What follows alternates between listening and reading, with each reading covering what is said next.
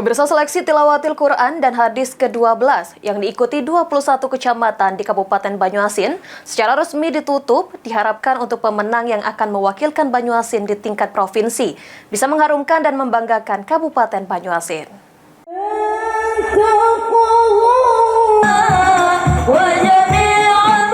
Seleksi tilawatil Quran dan hadis ke-12 di Kabupaten Banyuasin yang berlangsung dari tanggal 4 hingga 7 Februari 2025 secara resmi ditutup.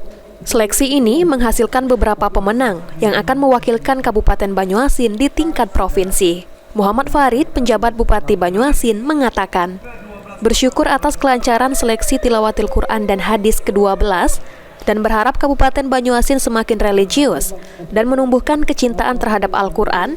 PJ Bupati juga berpesan kepada peserta yang mewakilkan Kabupaten Banyuasin di tingkat provinsi untuk tetap belajar dan semangat sehingga bisa meraih hasil yang lebih baik lagi.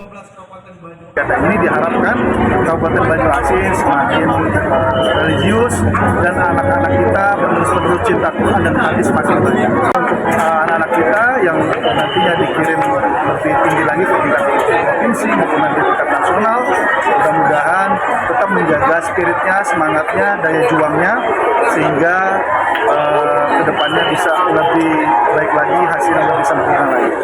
Sementara itu, Sashadi Manralibi, Kabak Kesra Banyuasin, mengatakan, semua peserta yang mendapat juara 1 akan dikirim di tingkat provinsi di Kabupaten Pali.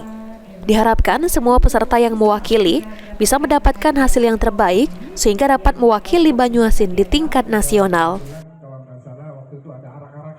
Penutupan STQ ke-12 di Kabupaten Banyuasin yang bertempat di Masjid Agung Al-Mulia.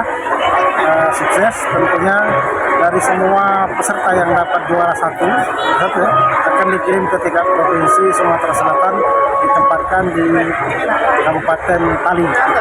Mudah-mudahan dari cabang yang mewakili Kabupaten Banyuasin tentunya diharapkan berjuang semaksimal mungkin dan mencapai target, tapi diharapkan untuk semuanya mendapatkan juara 1 tingkat provinsi. Harapan kami di Kabupaten Banyuasin.